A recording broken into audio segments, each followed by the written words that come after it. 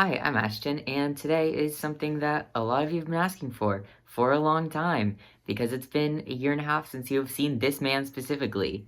So, today, come on, come on. Oh my god. What up, YouTube? It's your boy. You're uninvited. So, disclaimer. This is not like an influencer collaboration. This is my boyfriend. We're in each other's bubbles. We both get tested frequently because we also both are required to by school. This is not my endorsement for going to meet all your friends in person. Be safe. Thank you. Wear masks and get vaccinated. Hello, note before this video gets started. I'm editing in a different program. That is part of why this video took a long time to get up. But if you notice anything odd, if transitions look different, if sound is different, that's because I'm learning. If you notice anything, if anything seems off, that's why. So the plan was for me to force him to think about his gender. However, that is requiring more planning than previously anticipated. So instead I asked you for questions on Instagram, and we're just going to respond to some of them. Real casual, not very quick fire, just casual Q&A time with Jack. Do you want to introduce yourself at all? So I'm Jack, the much alluded to Jack. I've been dating Ash for coming up on 5 years now. I am cis bi. We'll talk about that. Yeah, I'm sure we'll get to that at some point. I guess a good starting point. How have we changed since we started dating? My gender is the same. Your gender's the same. Hairstyles have changed. For me, your hairstyle hasn't changed. Your face style has changed. My face style has changed. Oh, I'm a fucking socialist now, so that's a difference. I have radicalized him. Yeah. We'll get to that. There's a couple questions about that. I see. Yeah. I feel like, I don't know how much you want to get into this, but early on in our relationship, you were still kind of processing a lot of the stuff from your previous relationship. And I feel like that was something that kind of dominated our relationship earlier on. Yeah. And now we just kind of vibe. OMG. Facial hair? It's gone through many different iterations. First I tried like full beard. That didn't really work out. Then I had a goatee for a while. That works all right for me. That area kind of grows out pretty well. One time I tried like an actual proper mustache, and I was Insert picture here, future editing Ashton. Am I allowed to do that? Yeah, sure, go ahead. And I was like, that looks hideous. And then I tried it again, and I was like, that looks hideous, but like less so. And then more recently, I was like, I wonder if there's a way I could make this work. And so right now, I don't know how well it shows up on camera, but I'm doing like sort of I'm doing like a stubble, a longer mustache look. I have unfortunate facial hair situation where the thickest hair I grow is not on my face, it's on my neck. Mm-hmm. Who asked for this? Not me. Mm-hmm. I think this one's fun. If you had to write a fanfic, what would you write about? I feel like I don't consume enough fiction to do that. Oh no, it'd be Star Wars. It would have to be Star Wars. Self-insert where I have a loving relationship with Anakin Skywalker, and he doesn't become evil. Self-insert where you are Padme, specifically where she gets choked out on Mustafar for just that scene. I'd probably write some like period one. A bunch of people dressing in like colorful like frilly shirts and stuff. It would turn into some Jane Austen thing sooner or later, probably. Jane Austen fanfic. How can a partner be a good ally to their disabled and or autistic partner? Do you want to take a stab at this? You being trans as well as autistic, you being trans like prepped me pretty well. I think what you're trying to say is us as a couple like learning to be in a relationship with me being trans has given us like I think probably better communication skills than a lot of maybe cis-het couples. Yeah. Which makes it easier to be autistic. I feel like disability and autism in general are like such broad categories. Every disabled person is different. Even every autistic person is different. So there's no real like one singular answer that I can particularly give. Communication is always good. That's literally my answer to any relationship question ever, is just about communication, which is especially important for being autistic. There's no list of things that impact me the most, you know? It would be too long. But like sensory issues wise, he's very like I don't want to say cognizant of them, but like willing to adapt for me. Like if I need to sleep under extra blankets, or if I'm like I need to be touched right now, or I don't need to be touched right now. Like he's very willing to listen, which I think is something that any partner should do. But for me, it's a little extra important.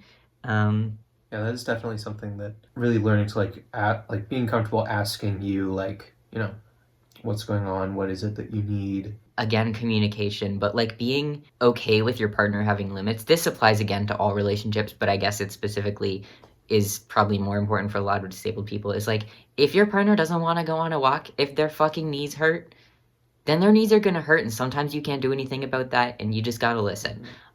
Which again goes back to communication, I guess. So I feel like any healthy, it's almost like having kids. Just walk with me for a bit. So, in my opinion, I don't think a person should have kids until they're ready for a kid to be anything, including gay, trans, autistic, disabled in whatever fucking way. Like, if you're not ready to have a disabled kid, you're not ready to have a kid because someone can become disabled at any time. Someone could, I don't want to say become gay, but come out at any time. Not when they're like 0 years old, but you, more or less, you understand probably.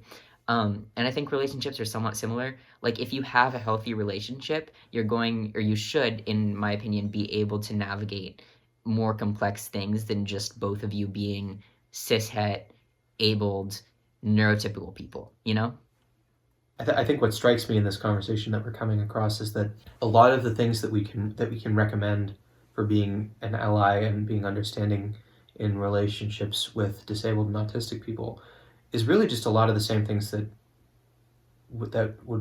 you would recommend for any relationship. Yeah.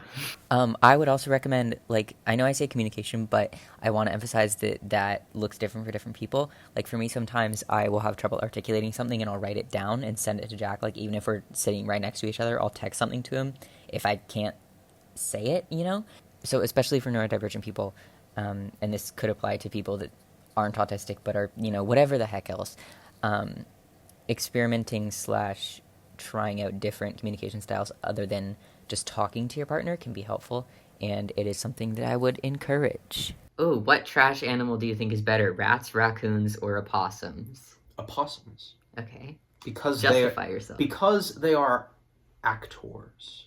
I think I have to go with raccoons because I like their human hands.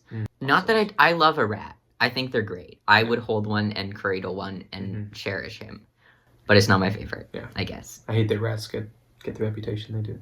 Rats deserve better. How, if at all, has pandemic changed your relationship on an emotional level? I was thinking about this one because I saw the questions before you did. I think we've gotten better at not being as dependent on each other. Like, I think we're better at communicating digitally than we were before. Not that we were bad at it. I just think we've improved. Yeah. Even though I feel like we don't... I mean, this is partially just because of school. We aren't able to text as often because often one of us is busy, and often one of us is busy when the other isn't. We maximize the time that we do get when we are able to text or call or Zoom or whatever. What's your coffee order? Jack doesn't drink coffee. My order is going to be like an Earl Grey tea. I don't know when the last time I ordered coffee was. My roommate and I share a Keurig, and we have like reusable little pods that you put coffee grounds in, so you don't have to use K-cups too much. I simply drink black coffee, sometimes with hot chocolate mix in it. You typically, when we do go to like a coffee shop, you order like a mocha or something. Yeah, I like a mocha. Oh God, I don't know when the last time I had a coffee was that I didn't make. Yeah. But yeah, I get a mocha with almond milk. Almond or soy milk is my preferred coffee milk of choice, but sometimes I just don't get milk. At home, I don't get milk. What kind of music are you into, and do you like the same music? You go first. Okay. I'm always down for classical music. I like classic rock as well. Yeah, sometimes I'm in the mood for jazz. I really like listening to ragtime music for some reason. I find it really enjoyable. He also likes 40s music from another room. No, I just listen to that for going to sleep. I probably listen to more music than he does. Probably. Like, because it's a hobby, I guess, for me, more so than it is for you.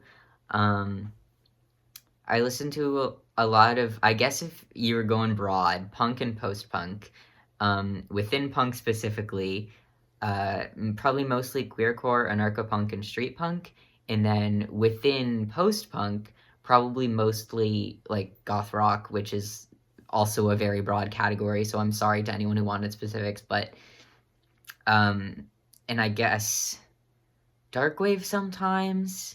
So no, it doesn't overlap that much, but I think you would like post-punk. Like, I mean, I do like the stuff that I listen to in your car. that's fair, but that changes every day. So I think generally when I introduce you to music, you like post-punk more than you like punk. I do really. I like the really filthy stuff that you listen to. like the really filthy songs that you listen to. I really like them. Pansy Division. Yeah, like Is that what you... like Pansy Division, and it's a couple other bands that you listen to. Dog Park Dissidents Yeah. have the Trans Starship Feminist BDSM Paradise one that I listen to a lot. Yeah, it's really good. And honestly, that kind of applies across the board. Like, I really love WAP because it's so filthy. You like the lyrical adaptions of people talking about sex. I do. If he eats my ass, he's a bottom feeder. Lyrical genius. Contemporary artists that I like, Lil Nas X. I regularly listen That's to where him. our music taste overlaps. Yes. I don't listen to him a lot, but I think he's so smart and funny and sexy, and I just have a lot of respect for him. I have, like, actually, like, gone from, like, scrolling through Twitter, seeing that, like, anticipating his song releases on Twitter. Has one of my favorite lyrics in any song ever, by the way, which is of course the I'm a bottom on the low, but I top shit. Oh, that is a good lyric. That is an awesome lyric. If we're talking about our favorite lyrics, one of my favorite contemporary queer artists is Danny Denial, who I was listening to today. And some of their lyrics are also just fucking masterful, such as "Gender is my greatest enemy." Oh, if I believed in God, then I'd believe in a man, and I don't think that I can. That is a good one. It's so good. Next, what is Jack's style?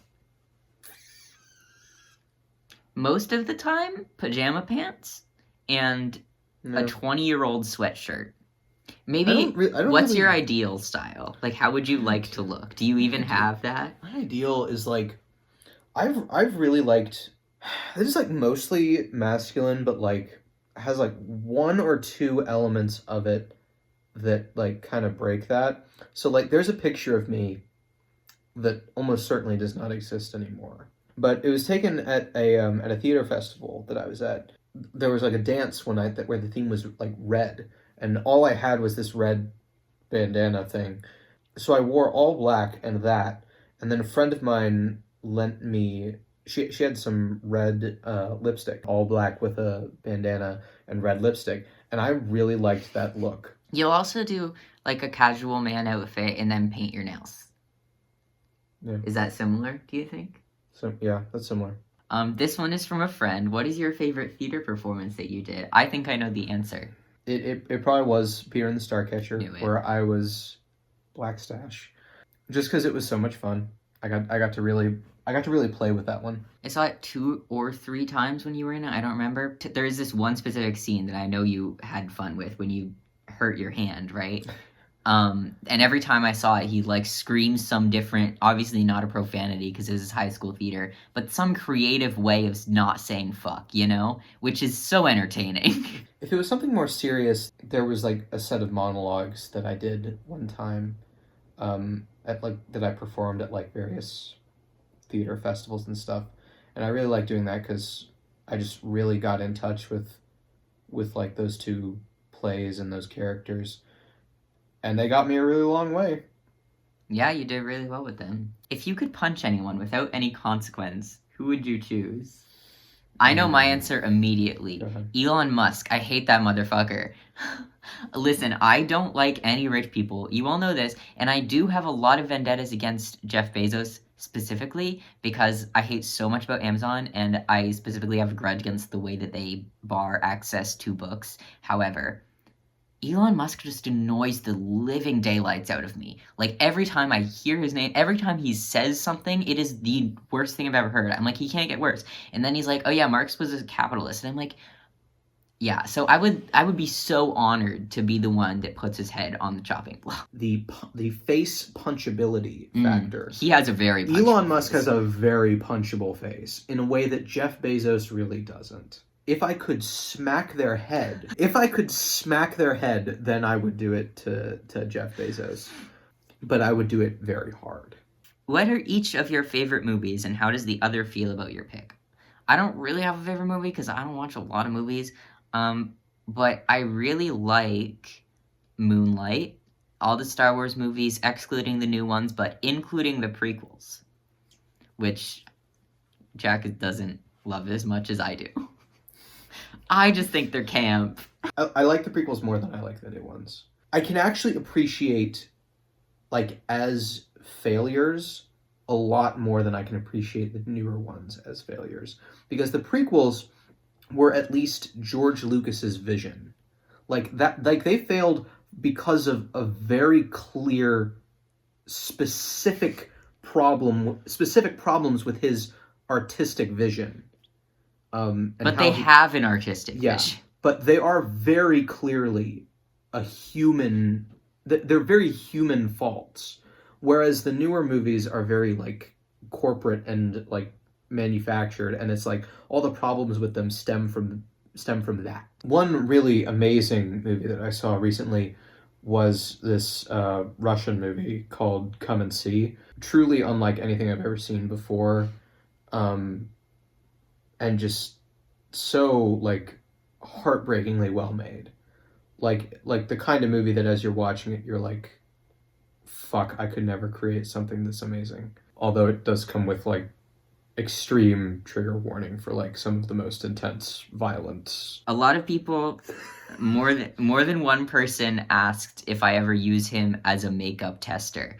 As much as I would love to, not really. Let me look at your eyes.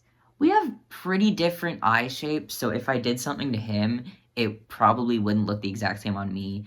And I also just am not around him as frequently as I would like to be to use his face. Mostly I use my own face as an experimental zone. Also, our eyes are very different colors, so I feel like different colors might not work. I don't know if that's a I factor. don't really factor in color because I only use really red, pink, purple, and black.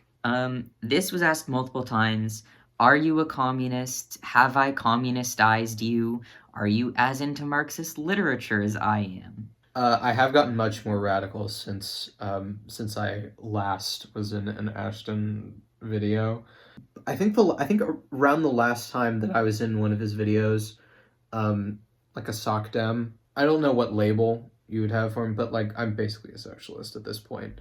Umbrella, but also the umbrella term, but also like sort of practically where I'm trying to get us to right now. You know, after we have socialism, then I'll probably be like, now I'll say I'm like ANCOM or something. We're very, very similar politically now. Like, much more so than we used to be. Yeah, much more so. What's it like dating someone going through hormone replacement therapy? I started T, for context, a year after we started dating, approximately. It isn't, like, much to get used to. Because, like, it isn't like there's never been, like, a really big, like, shock. Because you've been on T for 4 years? 4 years. 4 years now. And, like, all of the changes that Ash has undergone because of T have been at such sort of a slow incremental pace. It's very easy to sort of just get used to changes as they come around. Mostly, he just now gets to make fun of me for having a neck beard instead of for not having any beard. It's also very interesting. It's kind of a mindfuck. Like if I go back and watch like your first video, like your voice is a lot deeper, your proportions are very different now, and like I feel like your personality has changed. Maybe not personality, but like your moods have changed. Like which, you know, testosterone. What do you expect? It definitely. I don't cry anymore. I haven't cried in over a year, which sucks because I want to cry so bad all the time. Not constant. I showed him. we've been working our way through Avatar. I showed him Tales of Bossing. We got through Tales of Bossing Say recently. This man didn't shed a fucking tear. I was really concerned. I have cried at that episode, and this man didn't. And I'm now caught up on the Penumbra podcast as of recording this video, And I also have not cried to that, which I know a lot of people do. Do I still feel emotions? Yeah, I still feel them just as fucking strongly. I just don't cry, I guess. I can also cut onions flawlessly if you need anyone to dice your onions. Which brings us into another question. Who's the better cook? I think it's me. Damn. But also, this is kind of an unfair standard because you cook really good vegan food.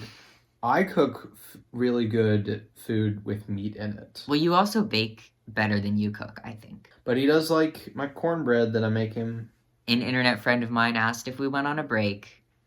No, we just don't live together, so don't really make YouTube videos together. And when we do see each other, I feel like, especially in the past year and a half, I guess, considering everything in the world, our first priority has not been to film a YouTube video, you know? Have you ever questioned your gender identity because you're dating me? God, I don't remember what queer meeting it was, but I was in some sort of queer community event, and someone in the chat messages said Ashton has a radius effect of makes you question your gender, which is one of my favorite things anyone's ever said about me. I would say that in terms of whether or not I think of myself as a man, that hasn't changed.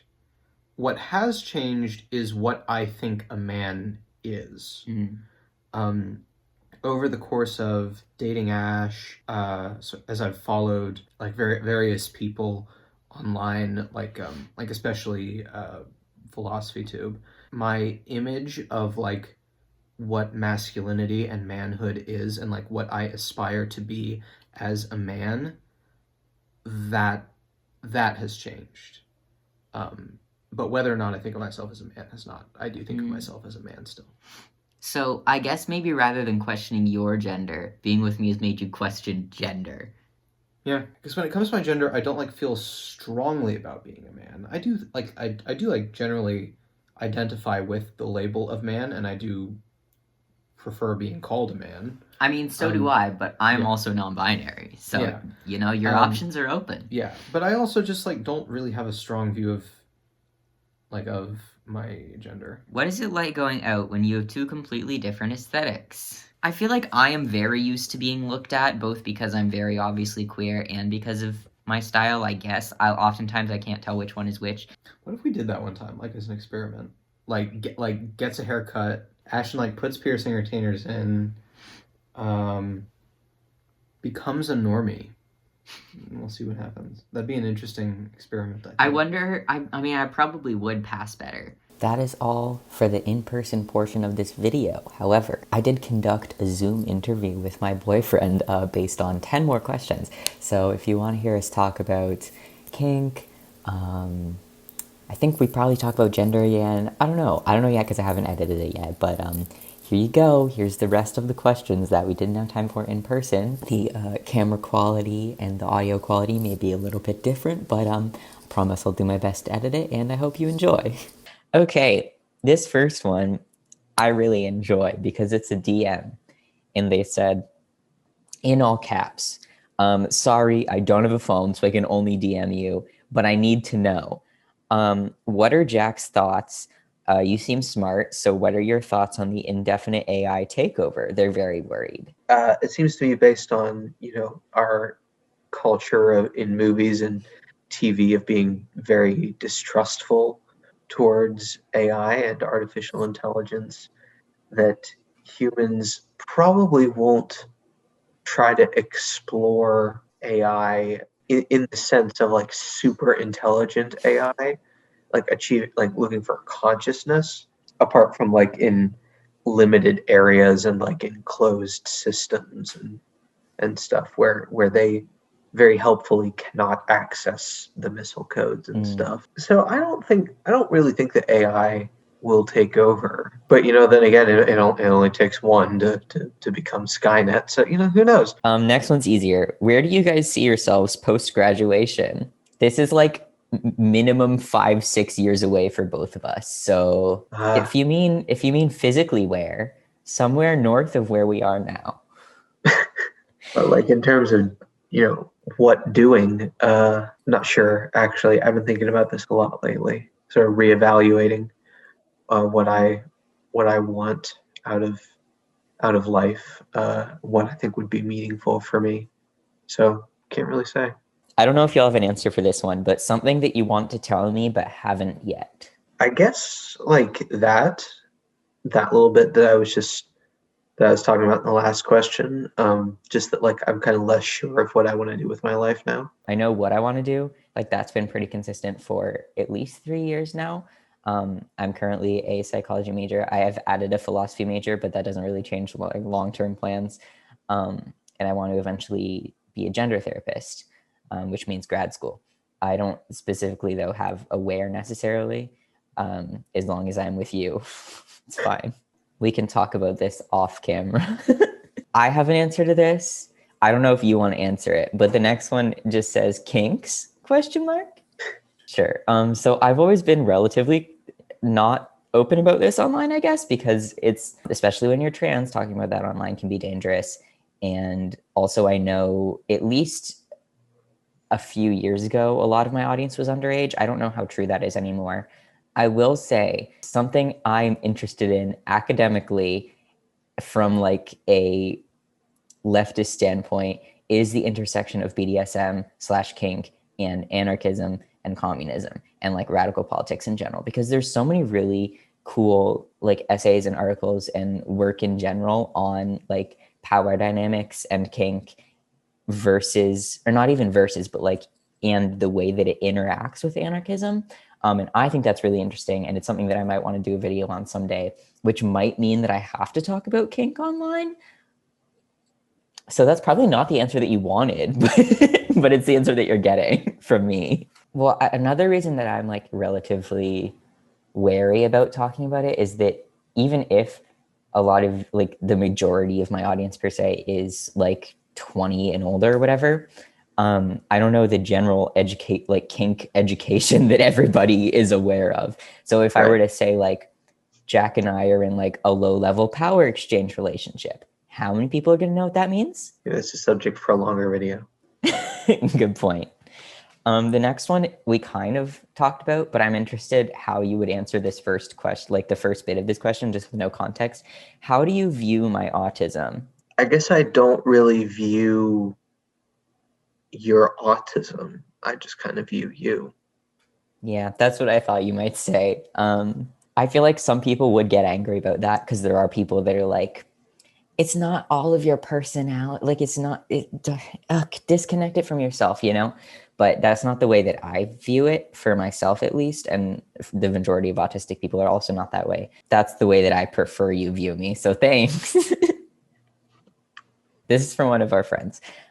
What is a favorite piece of media that we've exposed each other to? If you introduced me to V for Vendetta and not vice versa, then that's on the list. All of Star Wars is on the list. I think I probably would have watched it had we never met, but it is like a part of our early relationship, I think, and I associate it very strongly with you. Honestly, I guess My Chemical Romance. I'll take it. I was wondering if it was going to be Life is Strange. Ooh, yeah. Or actually, you introduced me to like Left Tube. So like probably all that. Just that genre, that's fair. Yeah, all the channels I follow now because of Ash is on the A spectrum, right? How does that impact your relationship? Do you have an answer to this? Because I don't think it does very much, honestly. You're kind of clueless sometimes when I'm like. That's true. Yeah. Sometimes you don't pick up on cues or entendres or whatever. Hey, that's the autism. That's not the asexuality. So asexuality is complex and it's different for everyone, much like many different labels. But for me, I am on the spectrum, as this person said. So I'm demisexual, which means, well, it means different things to different people. But for me, like I am not generally sexually attracted to people that I'm not in an intimate emotional relationship with, or at least like I'm close to platonically, romantically. And Jack fits that bill. So there's really not any sort of issue there for me. I feel like maybe we see other people differently. And like we experience attraction differently, which we did a whole video on a couple years ago, actually. This one is also in all caps. They say, "Who do you kin?" I don't think I'm familiar with this language.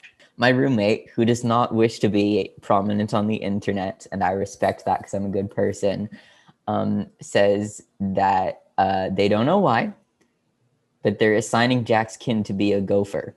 We've talked about this a bit, especially more recently, but how do you feel about T for T stuff? Which, for the uninitiated in the audience, is trans for trans. It has to do with trans people dating and or being attracted to exclusively trans people or mostly trans people, and it can also be related to a relationship thing. It's also something that I want to make a video on. But anyways, Jack, go.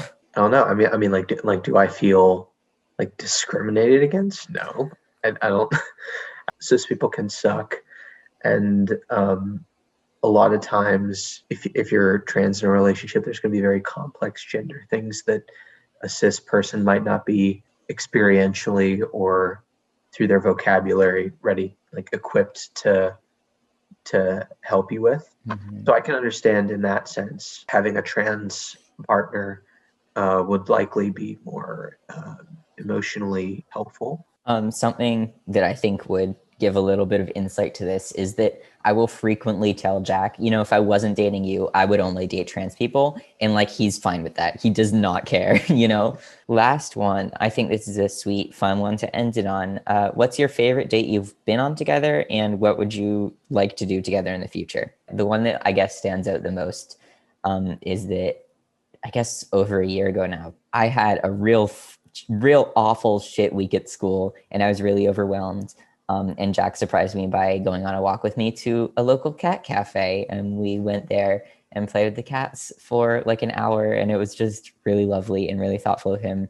And it made my week a heck of a lot better. And I mean, I guess on one hand, yeah, it was like a date and it was a good date regardless of that. But I guess just like the thoughtfulness of it and the like way it made me feel emotionally was just a lot and very, very good. Plus, you got to meet some pretty great cats. That's also true. Really enjoyed the couple times that we've been ice skating together because I feel like because I've gotten like better at it as we've been going. You've been teaching me. Ash is a very good ice skating teacher.